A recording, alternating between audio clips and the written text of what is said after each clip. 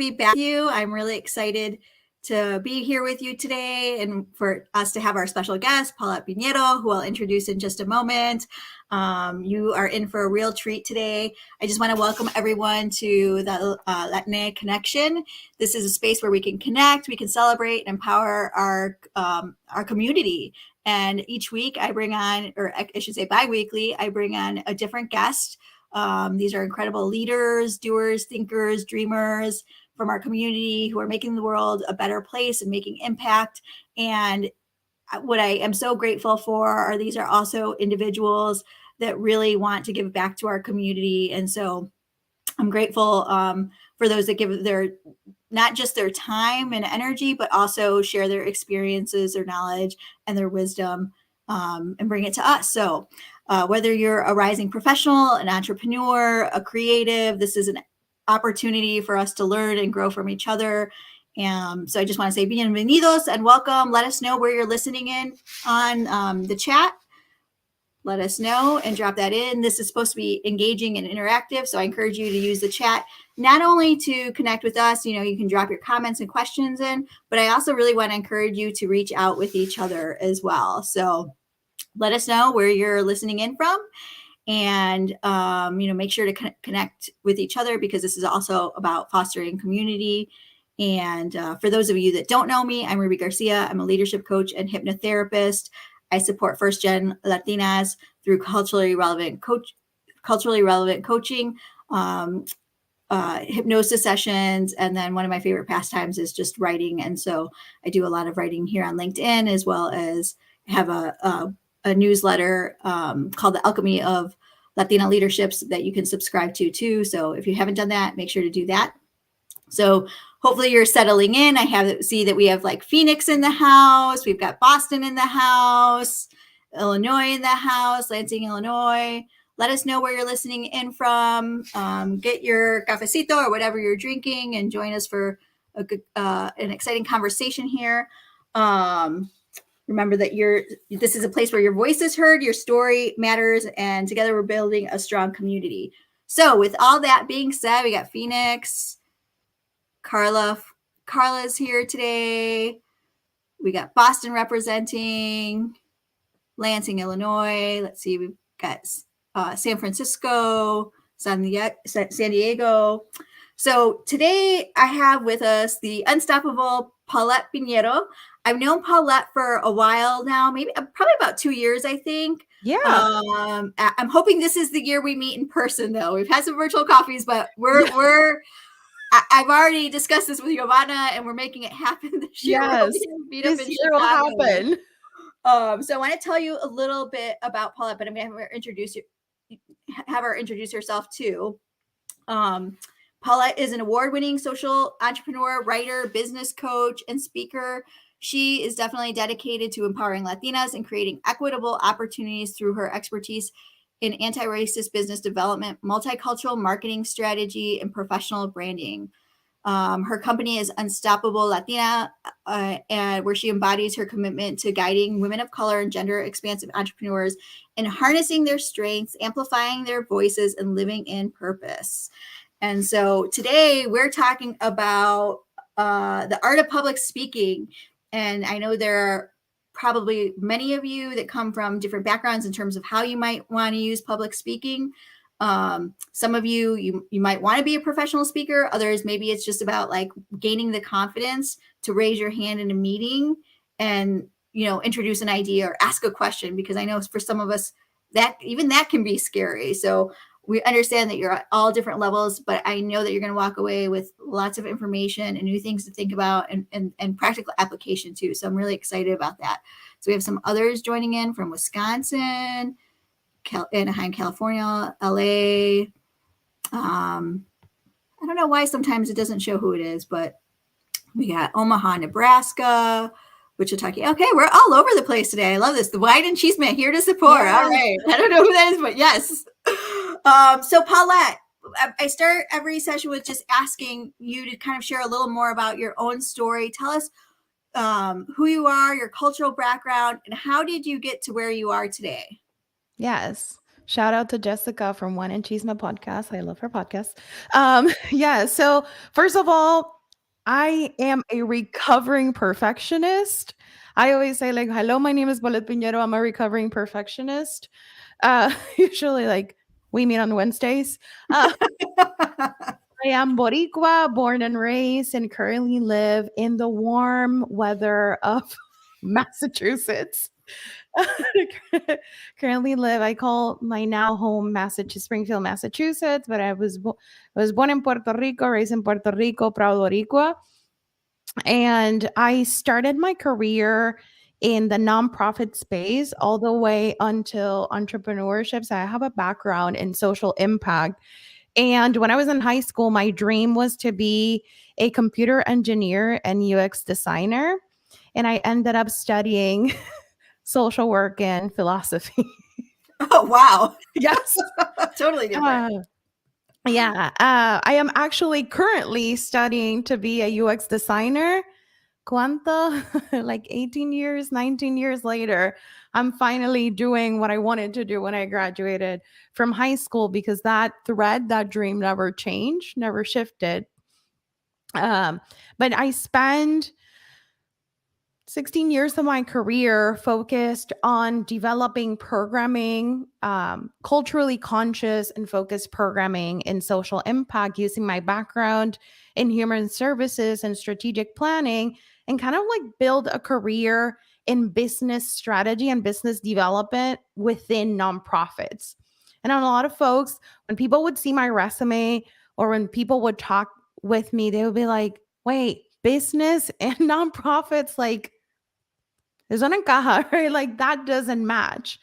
And my job and my expertise throughout my career was making sure that number one, social impact organizations and even companies were creating programming and services that really fit the needs of the community versus funders and people that have nothing to do with the communities that we serve. And then the second piece was working with organizations, making sure that they would rely less on grants, which can change every year or every other year. The grant priorities can change, the compliance requirements can change, and moving into building sustainable business development frameworks for organizations, whether that is through fundraising, whether that is to offering services to other organizations, building partnerships and collaborations to sustain the work that they were doing. So I build an expertise of business development and business strategy in these organizations, that it's knowing business models. What can we do? What can we not do?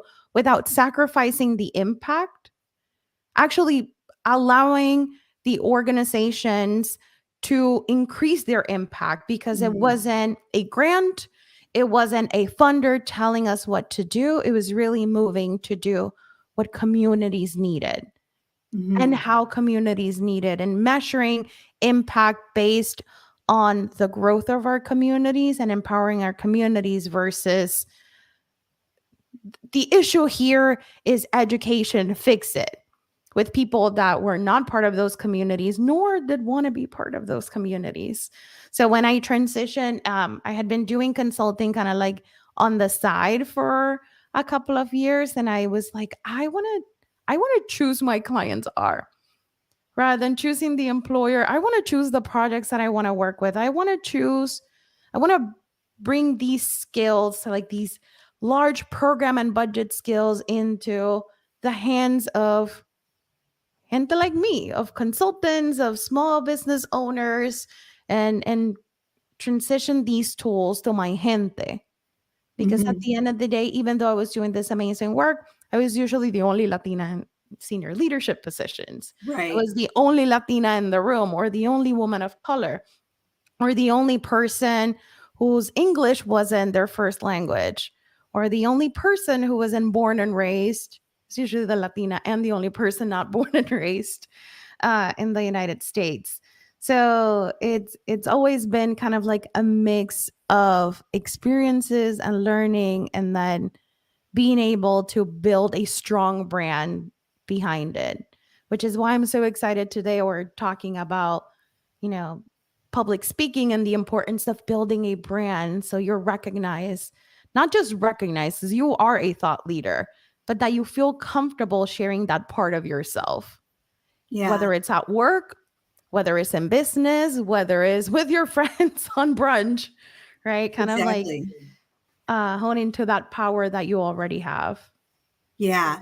And I think what I've seen and what I've noticed, just from even people that reach out to me, is there are people that want to be seen as more of a thought leader, or maybe they want to write on LinkedIn, or they would like to, be invited to speak for, for different organizations. But there's a fear that kind of holds them back, and I feel like that's the first. That I feel like that's the first step. Is Yeah. there's a desire there. They feel like maybe they want to say something, but they're not sure how to do it.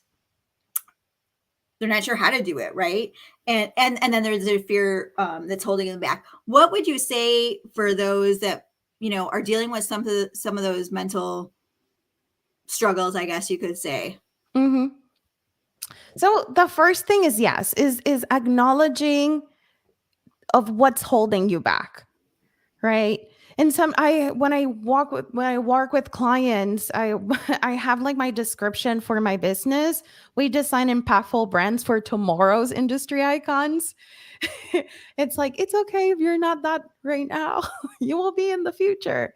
Um and it's that I love first that. part, it's that first piece of finding out what's holding you back. And you don't have to figure that out. You shouldn't have to figure that out on yourself, right? But understanding that there are things that are holding you back helps you bring that guilt volume down of like, it's not all me. It's Yeah. not just my mindset. It's not that I'm not worthy. It's not that I don't have the guts, right? It's not that I don't know. Usually, folks want to enter thought leadership or want to do more speaking or want to highlight their skills because there's a lot of people doing it that shouldn't be doing it.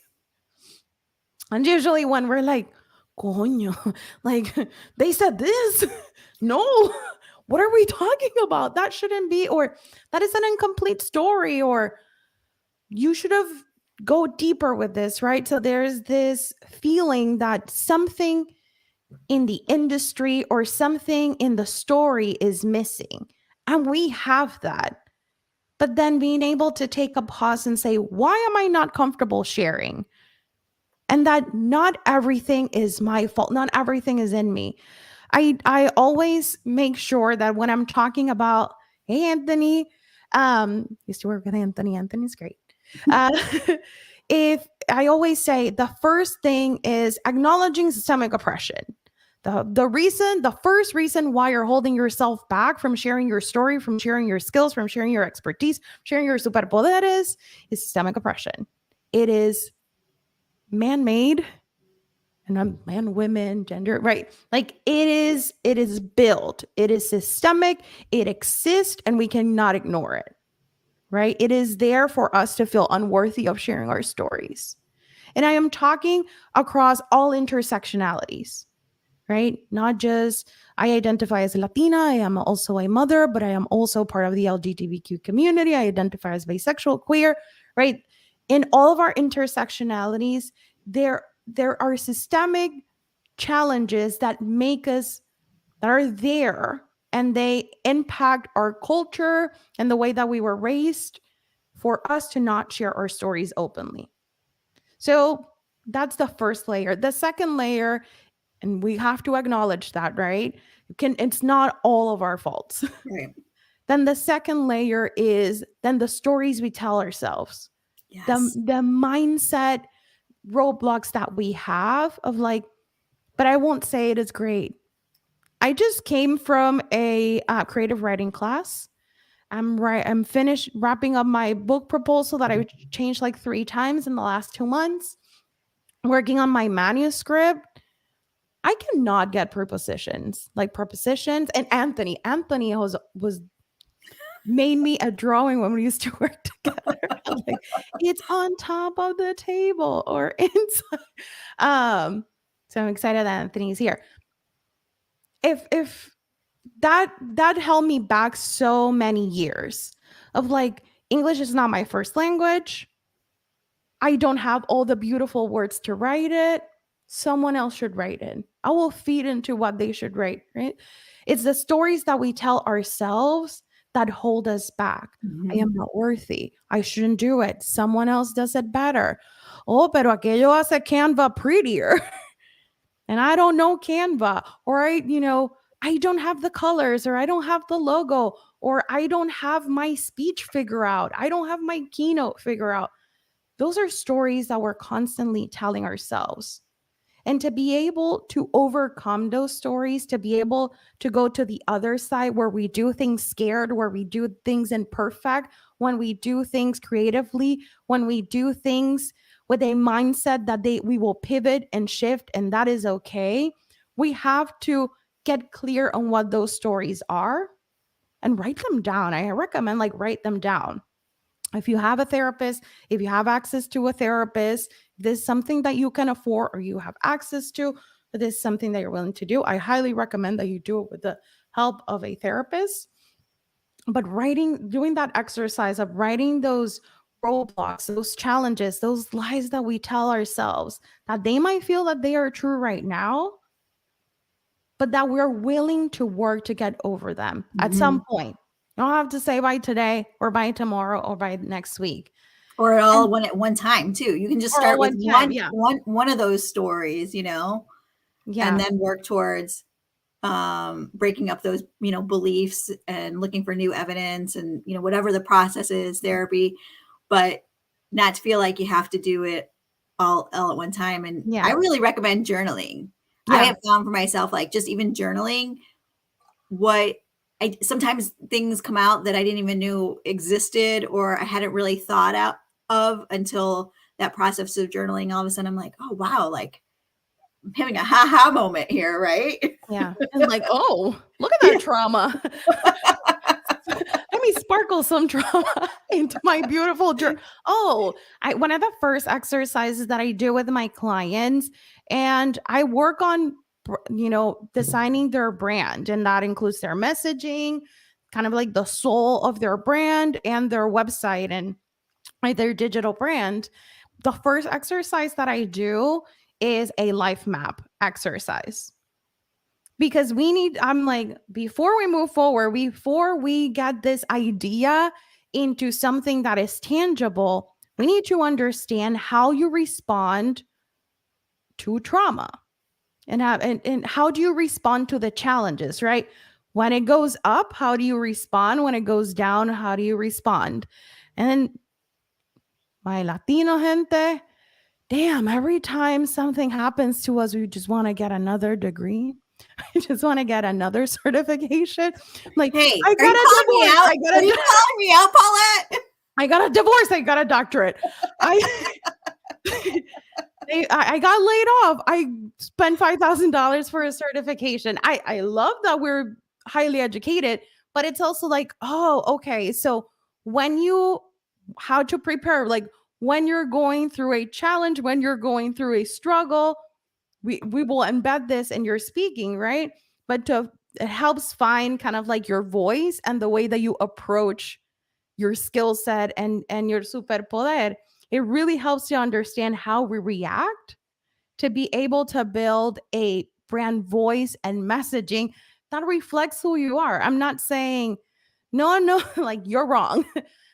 But it is important that your brand, your speaking, your strengths reflect who you are. People connect with individuals. Search it, Google it, personalized branding, right? That's why there's so many, give so much money to content creators and influencers and the Kardashians, right? People want to connect to your individual story. No one likes perfect. Yeah. We feel guilty when we see perfect, but no one wants perfect people. So doing that exercise of what are your highs in your life? What are your lows and how you react also helps define the way that you tell stories. I'm not saying that you will tell a story and when you do public speaking you will tell people go and get another degree, but it tells you can talk about the importance of when you're feeling like this, what will make you feel centered is learning more about it. Here's an example of how I do it. So, When yeah, go ahead. I want to kind of get a little tactical here. So when, I think there's two parts that I'm hearing. One is like this, like really starting to take ownership of your own story, right? Like identifying, whether it's through journaling, whether it's through a life mapping, or some other type of exercise is to like identify maybe these like pivotal points or milestones that have happened, and kind of taking learnings from there. And so there's that part of I guess discovery. Mhm. It's like an exploration of like, okay, what are some of the things that maybe I want to talk about? Um, and then like how does one go about choosing? Let's talk about like how one goes about choosing a narrative that maybe they do want to share. Okay, so maybe you've identified a journey, or like how do you bring that to life, and when is it appropriate to? Which I Mhm. know maybe sounds like a funny question, but um, I'll just share some context. Like before, Paula and I were talking right before we started, and we were talking about sharing stories, and there are parts of ourselves that I think that well, I'll just say there are parts of my own life that I have not shared, publicly, and not because I'm embarrassed, but because some of it is not my story to tell, and maybe there are other parts that are. So how do we determine what's a story that we want to share, and when is it appropriate? So the first thing, do that exercise of like, what are the things holding me back and what would it look like, right? Like when you were saying like reimagining, what would it look like if this worked out? What it would look like if this wasn't an obstacle? Because you have to do the internal work to be able to share your skill set. And I'm talking about like, you are like, this is how to use AI.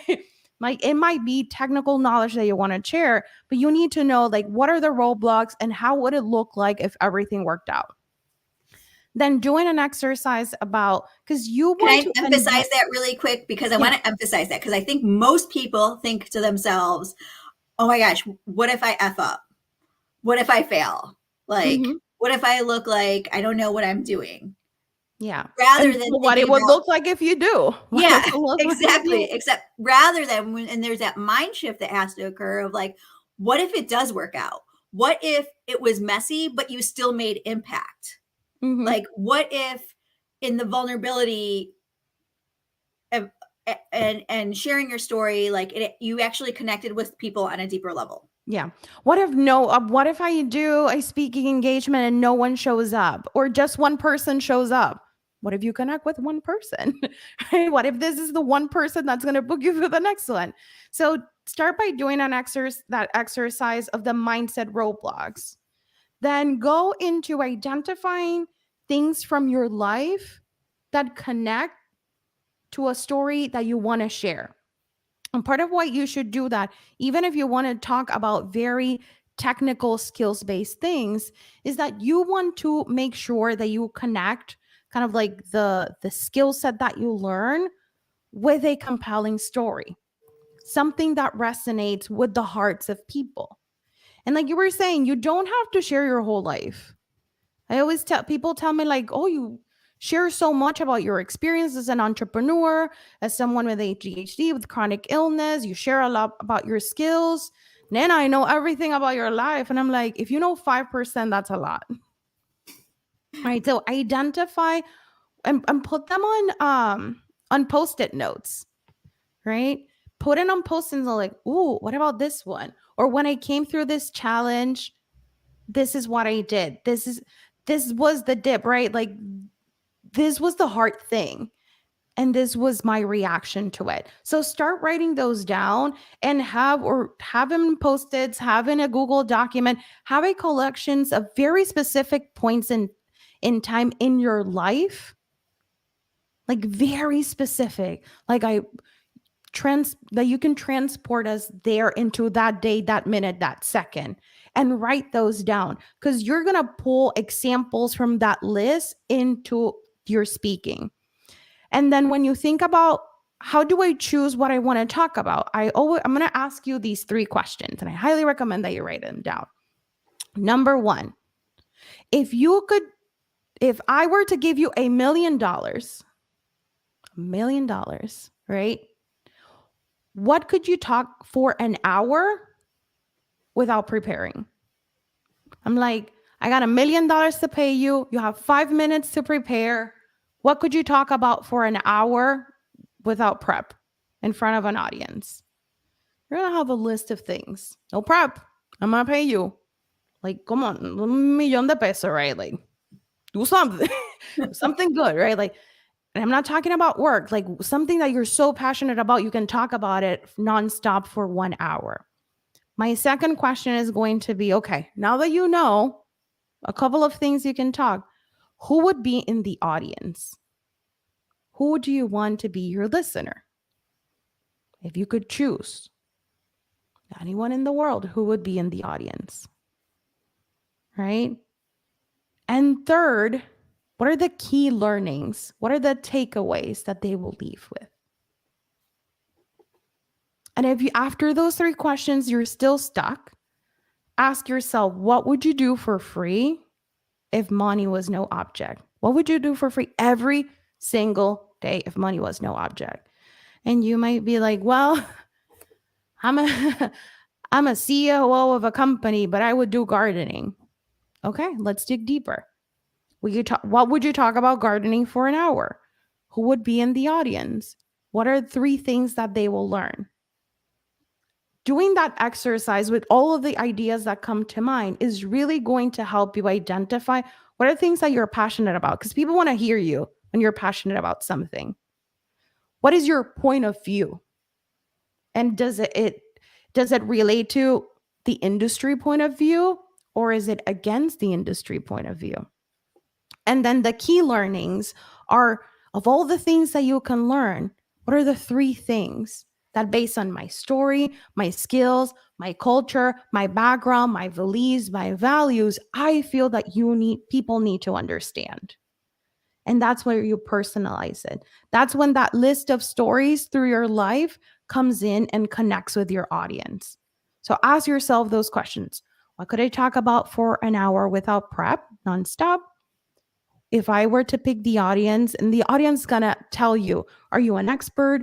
Are you in front of your audience where you're teaching them? Are you a guide when you're right next to them? Or are you behind them, pushing them to take action? Mm-hmm. And then your key takeaways are really the things that, based on your expertise, you'll believe that people should know and that they're not getting at that level from everyone else. Yeah. And then where would you say that authenticity and vulnerability kind of play a factor into your speech? Throughout the whole speech, but I would say mostly at the beginning. Always start. When you're doing public speaking, or if whether you're doing a workshop where you're presenting, you're doing a panel where you have other folks, or you're doing a chat or learn or a fireside chat where it's highlighting you. It's kind of like a question like this, right? Like question and answer, or a podcast. You want to leverage your story of self right at the beginning, because you want to make sure that you make a connection with folks right from the start. And it's not just your bio. Is saying, I started today saying, like, before anything else, I'm a recovering perfectionist. Like, I want people to know I am a hot mess in recovery. And we love you for it. We love you for it. I am a hot mess in recovery and will always be. And it serves as a way to filter, right, the things that I'm teaching you, that you're like, I will take what Paulette is teaching me as a starting point, because I want to confirm that this is true, right? Like, that's how I would like to show up as an industry leader. I I am not the only, the go-to, the ultimate. I'm Right. like your bestie, right? You're like, I hear you, but I want to double check. Um, and that's the first thing. But the second thing is that it just takes away all the stress because you're able to connect with the individual, right? You're able to find kind of like rapport and be like, oh, they're human like me. And sometimes we just need that. So I would say leverage kind of like that story of self at the beginning and then identify pivotal points about your life throughout the rest of your speaking or the rest of your story. This is all storytelling to highlight the before and the after. Mhm. And when I say before and after, it doesn't mean to be like, I didn't know this. Now I do. It can be, this was the challenge and this is the solution that I tried, whether it worked or it didn't work. It also allows your audience. When I talk about audience, I'm not just talking about the people hearing you. This can be in a meeting. This can be in a pitch. This can be in a conversation at work. It also allows you to show people what's possible if they take action. And I think that is the most powerful content, is the most powerful way to tell a story, is by showing people what it could be like when they Yeah, take continuous action. absolutely. That is really powerful right there. And storytelling is, I mean, I have a 16-year-old who's a junior in high school. Actually, I think yours is in Yeah, junior too, 16 right? too. Yeah. And I actually tell him that's one of the skills that I encourage him to develop is his storytelling skills and being able to do public speaking, because it doesn't matter if you, even if you don't want to become a professional public speaker per se, is being able to communicate clearly is an important skill when it comes to working with teams effectively, being a leader, reaching goals. I had found a statistic that 9 out of 10 global executives agree that soft skills are more important than ever when it comes to communication. And communication is still the most in-demand job skill for the second year in a row in a recent LinkedIn report that they did. So, it doesn't always even mean public speaking in terms of, getting on a stage, but just even at work, to be more effective, you have to harness those stories, those communication skills, which includes storytelling, Mm-hmm. right? And it's about being like, using your influence to make change, Yeah. or to create some type of action, like you said. There's a question that popped up here from Sandir, who says, in today's digital age, how can individuals adapt their public speaking skills for online platforms such as webinars, virtual conferences, and social media live sessions? I'm definitely interested in this because, I've embarked on this, maybe like I think it was actually a year ago now that probably like last January is when I first started doing some of these lives. And, it's, and even with some of the, like last year, I started doing more of the, I got invited to speak for Hispanic Heritage Month. And it was really the first time that I started doing more public speaking and keynotes and things like that. And this is one that I personally maybe wrestle. I've gotten a little used to it, but I still feel like it's hard when you can't engage with the audience. Here, even in this case here, you have a chat, so you can kind of feed off energy. But when you're doing something and there's like no chat, you're not getting any type of feedback. And I don't know if anyone's into human design. I'm a Manny Jenny. Like I'm trying to, get the energy, feel the energy. No one's laughing. No one's like, oh my God, are they leaving or are they going to the bathroom? Like, Yeah, is why are anyone people listening? drinking Like, so I have much no idea water? if this is landing or if it's completely, if they're just tuned out. So, how do you adapt to public speaking for online forums? So for online forums, there's two things, right? You have to understand. The first one is focus on, if you're thinking about creating content and not just written content, also doing lives and showcasing your expertise in short video or long video form, right? The first thing you want to do is understand your audience. And when I say understand your audience, I am not talking about every person that will join, every person that will read. And I mean, understand your audience to the one person that you want to connect with. And it's not just about their demographic, how old they are, where they live, how much money they make. I'm talking about the behaviors, the psychographics, right? That you understand, because you want to speak to one person, to one person. That is what's going to resonate. It's helping you, but that's how your message will resonate the most. So understand, you know, when I create content for social media, my content for LinkedIn, it starts with amiga, right? Like friend. I am connecting with Diana, and Diana is my one person, and I know everything about Diana. And this is an imaginary person, right? I know, Diana is a caregiver. Was a career person who's now a consultant, has been doing consultant for the last 2 and 3 years. She knows exactly what she doesn't want in her clients, but still struggles to understand what she offers. She is a caregiver, is a mom. She left her job because she wants to make sure that she's there for her daughter to go to the recital. Right? Like, understanding the behaviors, what they're doing before they read your content or before they hear you speak. It's she's busy, she got a lot to do. So if she's only going to stop at content that really resonates with her and the issues and the challenges and the mindset roadblocks that she's facing. So when you're doing so that's when you think about digital content, that's the way that you should write it. I ask my clients, now that you understand you're one person, go online and find a stock photo of your one person before they hear you, before they connect with you. Don't put them like all like relajado, así, relax and the spot. What are they doing? Do they have a phone? Do they have a laptop? Do they have a baby? They're running on the train, right? So you are able to speak to that one person. Speak to them. So that's for digital content.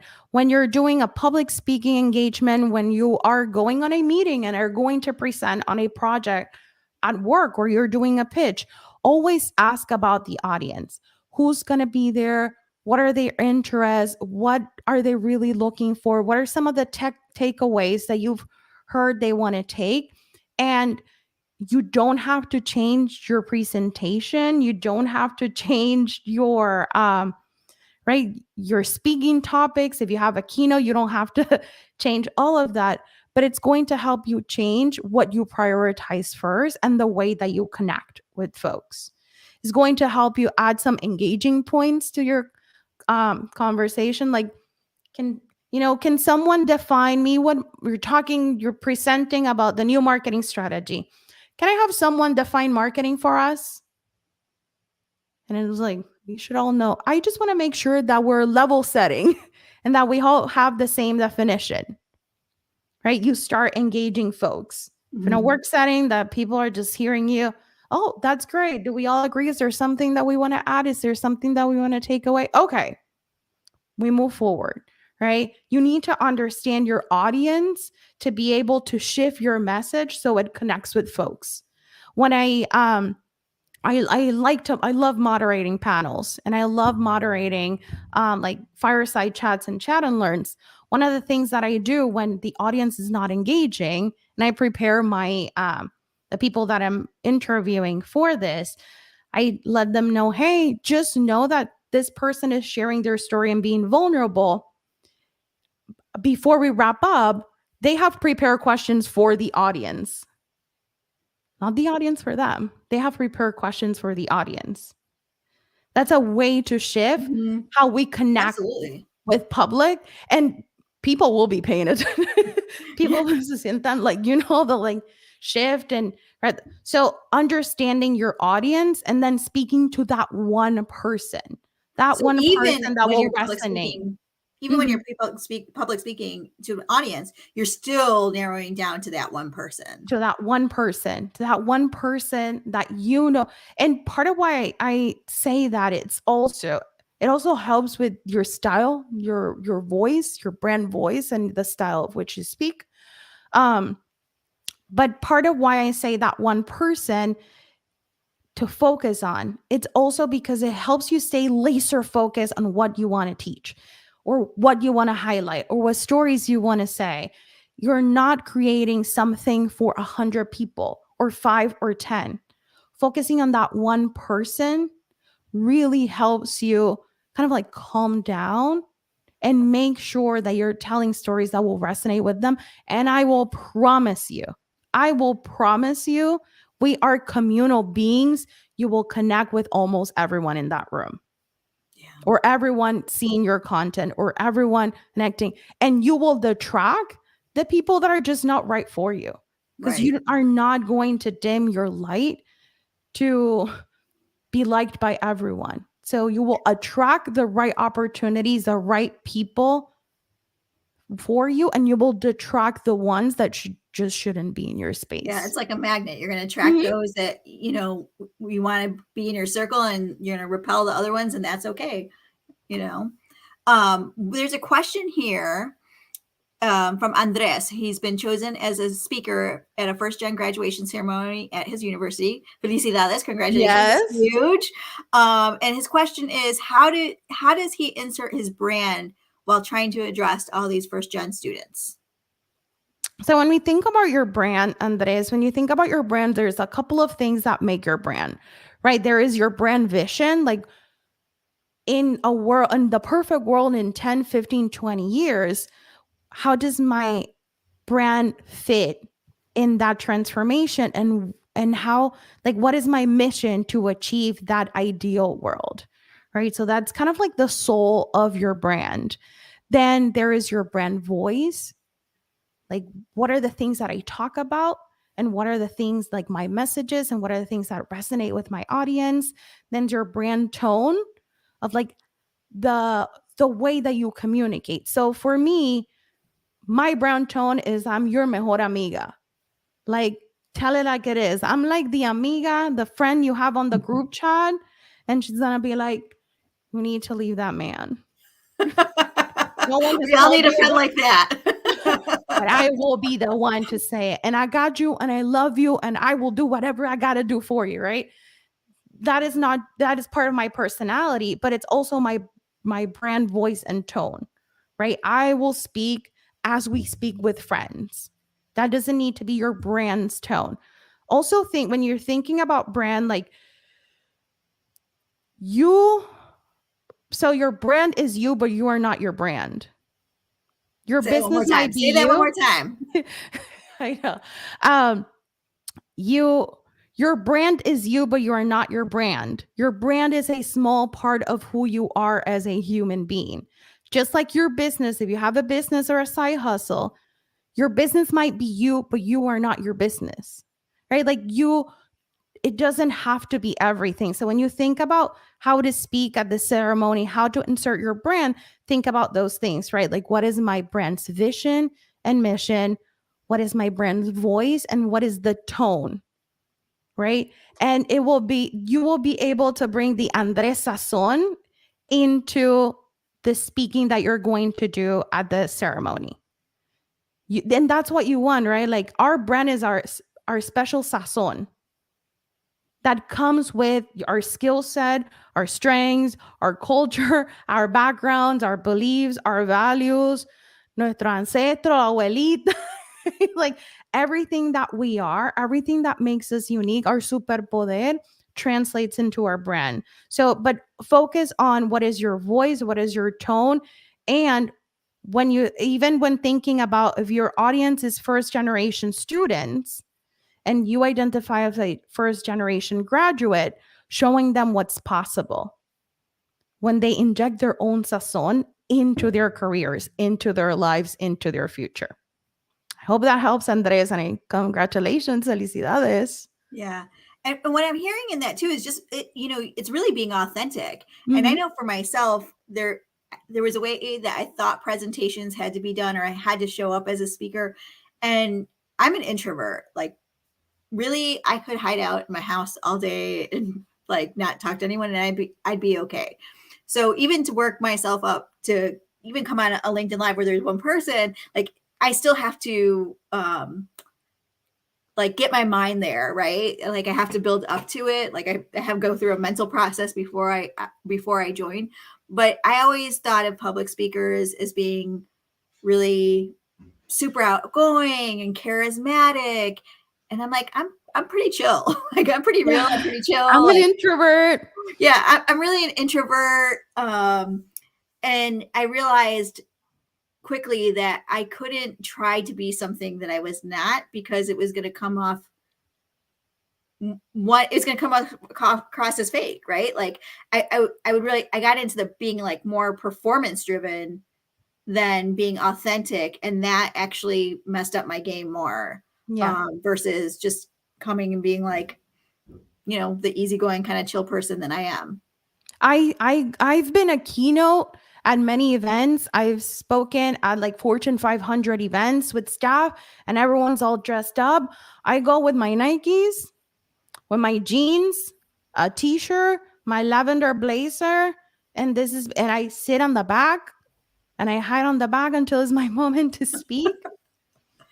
I did a keynote at a large women's conference last year, and they were like, "But we don't have your ticket. Are you sure?" And behind this person was a poster with my giant face. And I'm like, "I am convinced that you should have my ticket." And she's like, "Well," and I'm like, like after like, I think that's me. And she's like, "Oh my God. Oh my God, I'm so sorry." Oh no. And I'm like, yeah, I am fine being hidden. I am fine being in my little cocoon before I do a speaking engagement. And I am fine being imperfect and talking Spanglish and then saying it in English, because that's who I am. That's my personality. But I will also say, for people that are like, because I know people are like, Papoleno me está diciendo, like, what's the recipe? If you're doing a speaking engagement, whether that is a presentation at work, whether that is a webinar, a workshop, even when you're writing things online, right? Online content, you always want to start with a hook, right? And that can be a guiding question. That can be a an icebreaker. That can be a thought. That can be an exercise, right? So you want to start with a hook. Then you want to level set. You want to, like, these are our objectives. You don't have to say objectives, but like by the end of today, you reset expectations of what you're going to talk about, right? What if you're doing a fireside chat or an interview or a podcast interview? Look at those questions. Tell them, oh, can we shift these things around, right? Level set clear expectations of what people are going to experience. Then go into a story or a case scenario or an example, right? To get people thinking. And then you're showing them what's possible, right? You're showing like, this is the mistake. This is how we did it. This was the issue. This is how we approach it. This was the challenge. This is how we did. This is how I messed up, or this is what I thought. Here is how it changed. Then walk them right to the things that you want to teach them. I would say keep it to, I love things in threes, but don't teach people more than 5 things. People can't take more than 5s.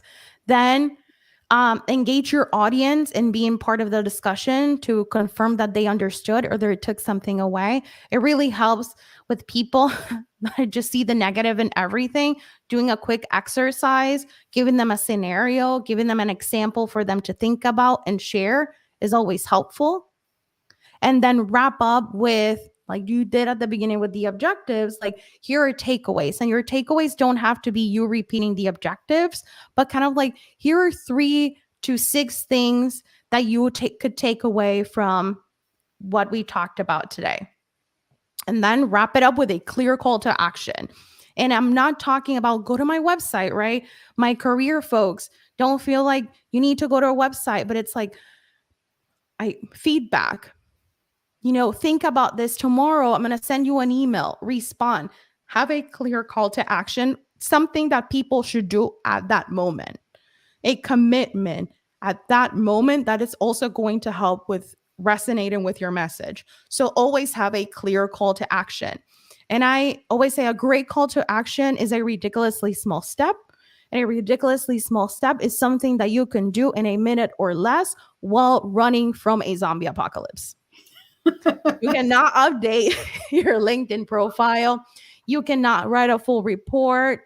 You can you cannot change your life and write your goals and smart goals. You can build a new website. Cannot do any of that. You can send a text message. You can share something online. You can answer 3 questions from a feedback from your phone while you run from zombies. Right? A great call to action is something that people can do in less than a minute while running from zombies in a zombie apocalypse. Yeah, that's great. Because I have seen that where you have a call to action and then it's too much, or people, it's too hard, it's too much. People are not going to change overnight, and it's just taking that little baby step that maybe starts the momentum of you moving in the right direction, right? One of the questions I have is how do you think the continuous practice of public speaking helps in the journey of personal growth and confidence? It helps you become a better storyteller. And practicing public speaking helps you identify also, like, what are the things that excite you, right? Even in your industry, even in what you do, it helps you get closer to your expertise, right? To your zone of genius, your superpoder. It's like, and I'm going to use myself as an example, right? It was like, oh, marketing. Oh, but multicultural marketing. Oh, but brand elevation for Latina consultants and services entrepreneurs that are entering the growth stage and are looking to take on larger contracts, supply diversity, right? Like the more you speak about something that you're passionate about, the closer you get to the things that are most exciting. And when you get excited about what you do and what you talk about, you're more creative and more innovative because you're actively seeking more information about it. You're actively seeking to learn more, not as a chore, but as joyfulness. You get excited. So you grow as a storyteller. You get clearer of where you provide the most value for your communities and other people. It allows you to be more creative and innovative, and it allows you to build your leadership skills because you're better at communicating, you're better at listening to right? Like listening to others' responses, you're better at accepting feedback.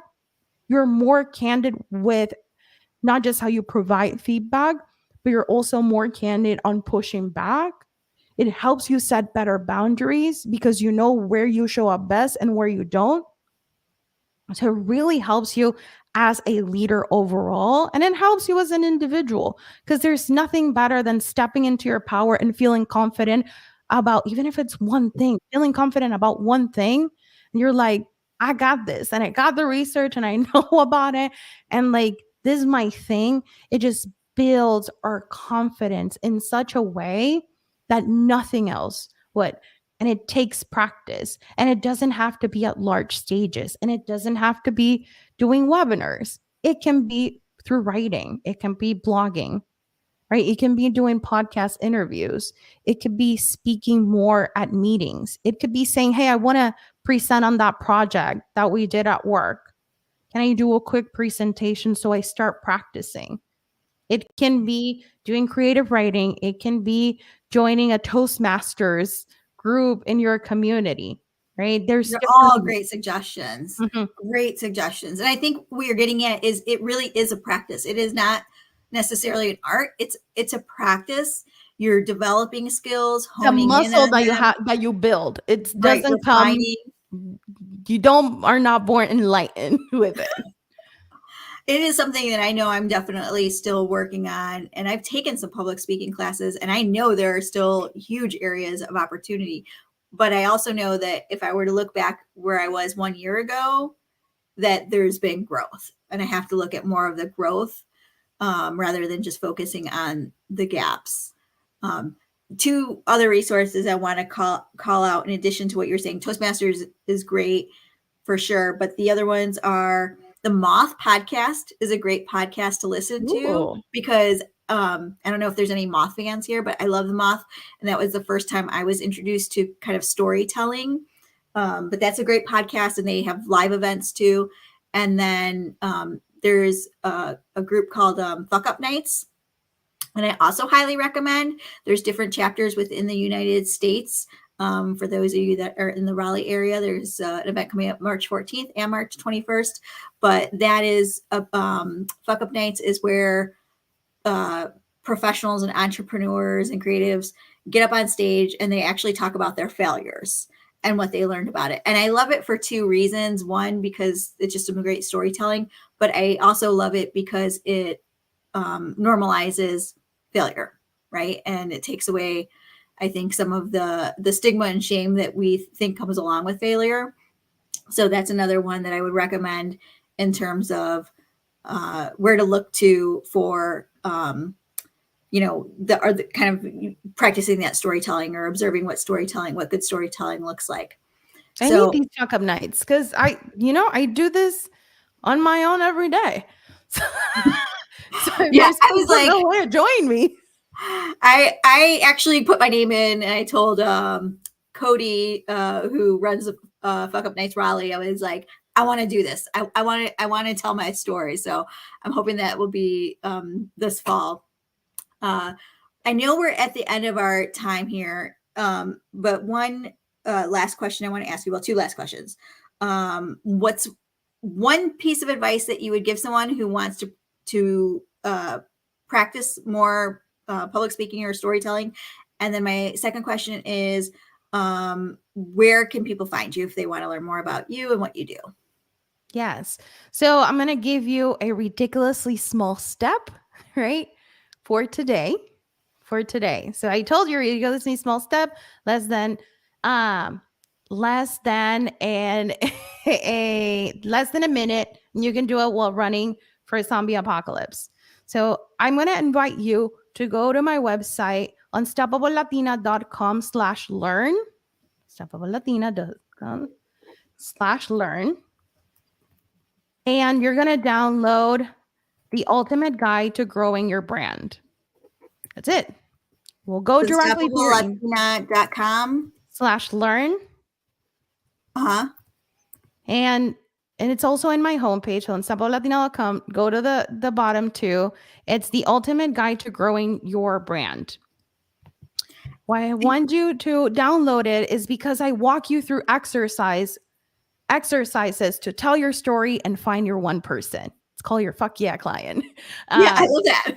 Yeah. And I want to give a shout out to you really quick, Paulette, because you provide the absolute best free resources out there, like hands down. It was funny because when I did have a speaking event, they asked me for, I think, like what I was going to talk about. And I'm like, I got a deck, and I went and used your outline. Mm-hmm. I was like, I think Paulette sent something out in an email. Let me look. And I found it. So I ended up using it. But if y'all haven't connected with Paulette on LinkedIn, make sure to connect with her. Check out her website. She has always got amazing resources. At the end of the year and beginning of the year, she gave out a lot around like business planning and strategy. And there's always different workbooks and content. So, and that's unstoppablelatina.com.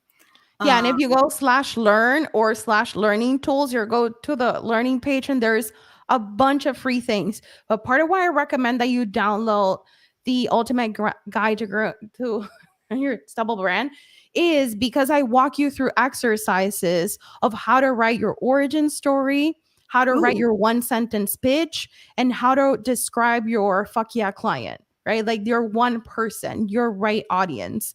So it's a great tool that I've used like all my years of experience in creating. And it's really helps you.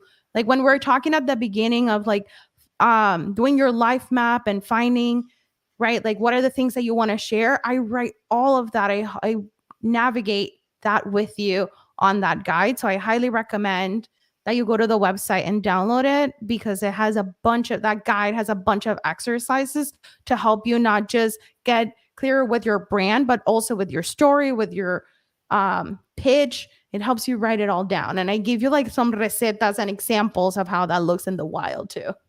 All right. I didn't realize that. I'm gonna download that too. So I will, let's see, I'm gonna put this here, and then I do have an announcement. I want to make sure that I get the right because I saw that you put that in the chat too. It's not downloading. Okay. So check out Unstoppable Latina.com. Download those resources. Make sure to connect with Paulette on LinkedIn. Paulette, I'm so grateful. I've learned so much from you. I know I'm going to download resources today. I've got a speaking event in May, so I'm going to see, maybe how this can help me just refine and even make it better. And I also just want to let everyone know that next week I'm coming back with Giovanna. So some of you remember that Giovanna was here. We got on a call and talked about AI, and we're going to actually bring back a little kind of mini series where we're going to keep having the conversation around AI and Latinos in our community, and how to make sure that we're